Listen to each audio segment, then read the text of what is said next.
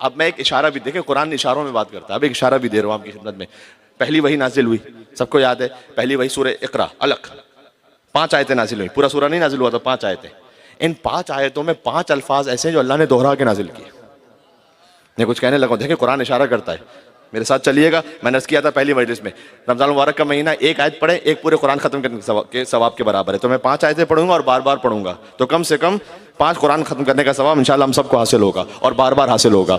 इक़रा बिस्मि रब्बिकल लज़ी खलक़, इक़रा का लफ्ज़ ज़हन में रखिएगा। इक़रा बिस्मि रब्बिकल लज़ी खलक़, खलक़ल इंसाना मिन अलक़, इक़रा व रब्बुकल अकरम। 2 इक़रा हो गए। फिर से सुनिएगा, इक़रा बिस्मि रब्बिकल लज़ी खलक़, खलक़ल इंसाना मिन अलक़, इक़रा व रब्बुकल अकरम। 2 मरतबा रब का लफ्ज़ इस्तेमाल हो गया। फिर से सुनिएगा, इक़रा बिस्मि रब्बिकल लज़ी खलक़, खलक़ल इंसाना मिन अलक़। 2 खिलकतें हो गई। मैं कहीं जा रहा हूं आपके साथ में, हाय हाय हाय, 2 खिलकतें हो गई। फिर से सुनिएगा, इक़रा बिस्मि रब्बिकल लज़ी खलक़, खलक़ल इंसाना मिन अलक़, इक़रा व रब्बुकल अकरम अल्लज़ी अल्लमा बिल कलम अल्लमल इंसाना।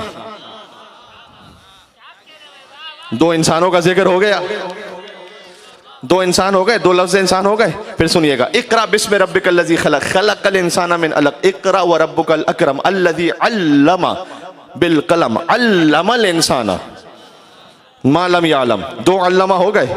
मैं सादा अल्फाज में तर्जुमा कर दूं, यानी 2 क़िराअतें, 2 तरबियतें, 2 खिलकतें, 2 इंसान, 2 तालीमें। ये वही के वक्त मोहम्मद के साथ दूसरा था कौन?